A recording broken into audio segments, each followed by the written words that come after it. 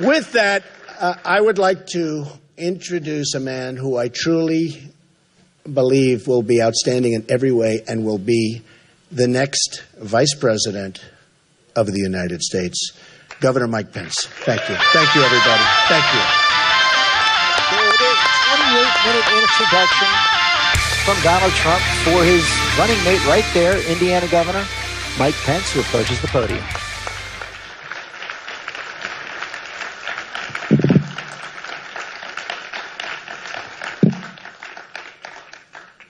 On behalf of my family here and looking on, would you join me in thanking Donald Trump, Melania, and his entire family for the sacrifices that they are making to make America great again?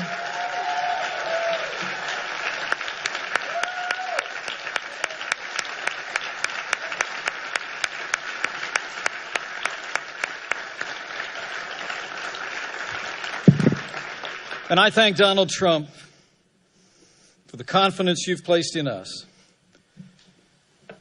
And I accept your invitation to run and serve as Vice President of the United States of America.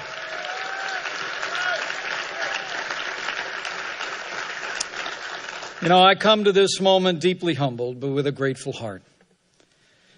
Grateful to God for His amazing grace. Grateful to my wonderful wife, Karen, and our three incredible kids, Michael, Charlotte, and Audrey. And grateful to this builder, this fighter, this patriotic American who has set aside a legendary career in business to build a stronger America, Donald J. Trump. And let me say, having had the privilege to spend time with this man and his family out of the limelight, I know what all of America will soon know even better. These are good people. Donald Trump is a good man, and he will make a great president of the United States of America.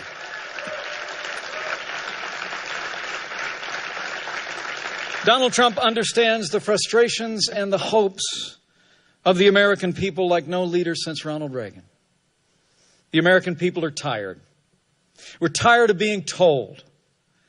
We're tired of being told that this is as good as it gets.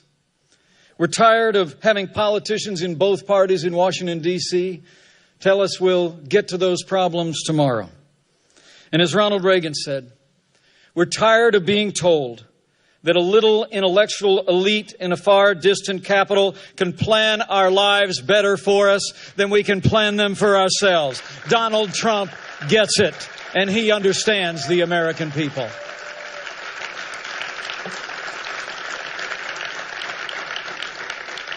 I truly am deeply humbled to be at his side today. And when I got this call last Wednesday, I could only think of that ancient question. Who am I, O Lord? And who is my family that you have brought us this far? So let me try and answer that question for a few minutes. Now, people who know me well know I'm a pretty basic guy. I'm a Christian, a conservative, and a Republican in that order.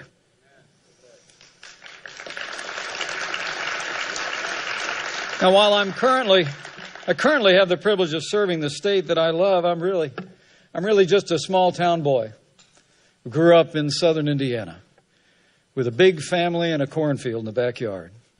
Like Donald Trump, my grandfather immigrated to this country. And in many ways, I grew up with a front row seat to the American dream. I watched my mom and dad build everything that matters: a family, a business, and a good name. The heroes of my youth were John F. Kennedy and the Reverend Dr. Martin Luther King, Jr. I actually started in politics in the other party.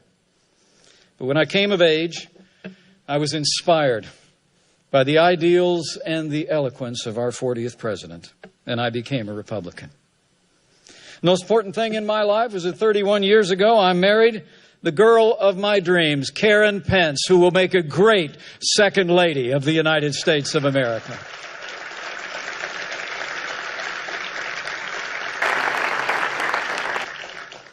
And while this office is An extraordinary office to which to aspire. The highest role I will ever play is DAD. And I'm a proud father of a college student, a graduate turned writer, and a United States Marine.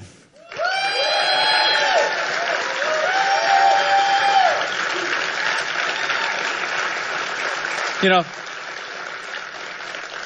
my career, I ran for Congress before the Republican Revolution, led by Newt Gingrich in 1994. I wasn't successful. By the time I got elected to Washington, D.C., sometimes I felt like I was elected after it was over. From almost my first day in Congress, I found myself battling the big spenders in both political parties. Whether opposing No Child Left Behind, the prescription entitlement, or the Wall Street bailout, I fought every single day for taxpayers and fiscal responsibility when I was a member of the Congress of the United States. And after the Republicans lost the Congress in 2006, I was actually unanimously elected to serve in leadership. And we fought back against the Nancy Pelosi Congress. We opposed Obamacare. We opposed their tax increases. We opposed their cap and trade. And I was part of the team that won the Congress back from Democrat control in 2010.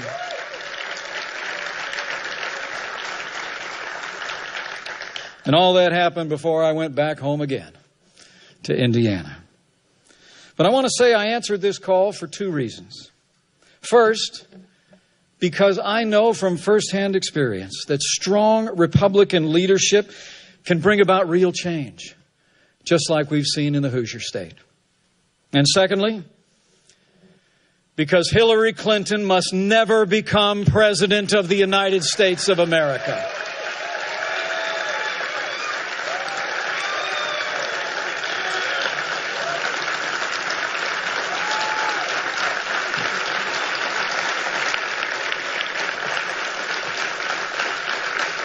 Now,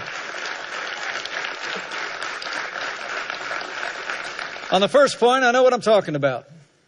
You know, in Indiana, we prove every day you can build a growing economy on balanced budgets, low taxes, even while making record investments in education, roads, and health care. We like to say Indiana's a state that works, and it does. Indiana works because Republican principles work every time you put them into practice. Today we have a $2 billion surplus and the highest credit rating in the nation. And since I became governor, Hoosier businesses, large and small, have created nearly 150,000 net new jobs. And we have more Hoosiers going to work than ever before in the 200-year history of the great state of Indiana. That's what Republican leadership gets you. And let me say from my heart, that's what the no-nonsense leadership of Donald J. Trump will bring to Washington, D.C. But elections are about choices. Elections are about choices. And I also joined this ticket because the choice could not be more clear. The stakes could not be higher. Americans can choose a leader who will fight to make America safe and prosperous again and bring real change, or we can elect someone who literally personifies the failed establishment in Washington, D.C. 7.5 years of Barack Obama and Hillary Clinton's policies have weakened America's place in the world and stifled our nation's economy. Terrorist attacks at home and abroad, the grim and heartbreaking scenes from France just a few short days ago, the attempted coup in Turkey, all attest to a world spinning apart. History teaches us that weakness arouses evil. Hillary Clinton and Barack Obama's foreign policy of leading from behind, moving red lines, feigning resets with a resurgent Russia and the rise of ISIS is a testament to this truth of history, and we must bring a change to America's stand in the world.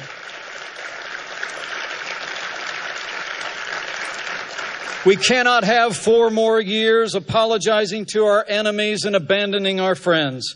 America needs to be strong for the world to be safe. On the world stage, Donald Trump will lead from strength. He will rebuild the arsenal of democracy, stand with our allies, and hunt down and destroy the enemies of our freedom. And at home, the choice is just as clear. Where Donald Trump wants to cut taxes, Hillary Clinton plans to raise taxes on working families, small businesses, and family farms. Where Donald Trump is committed to repeal Obamacare, lock, stock, and barrel, Hillary Clinton looks at Obamacare as a good start and wants to take Bernie Sanders' path down to single-payer socialized medicine. Where Donald Trump supports an all-of-the-above strategy and will end the war on coal, Hillary Clinton actually promised an energy plan that would close American coal mines and put coal miners out of work. Where Donald Trump wants to build a wall and temporarily suspend immigration from countries compromised by terrorism, Hillary Clinton plans to ignore the Supreme Court, reimpose executive amnesty, and would increase our refugee program by more than 500%. And where Donald Trump will appoint justices like the late Antonin Scalia, who will uphold our Constitution, Hillary Clinton will appoint Supreme Court justices who will legislate from the bench, abandon the sanctity of life, and rewrite our Second Amendment. To every American who shares our convictions, I say to you, join us. For the sake of our security, for the sake of our prosperity, for the sake of a Supreme Court that will never turn its back on our God-given liberties, let's come together as a party and a people and a movement to make America great again. And that day begins when Donald Trump becomes the 45th President of the United States of America. Thank you for the honor. Thank you for your support. And God bless the United States of America. There you have it. Indiana Governor Mike Pence alone on that stage, the New York Hilton, after being introduced.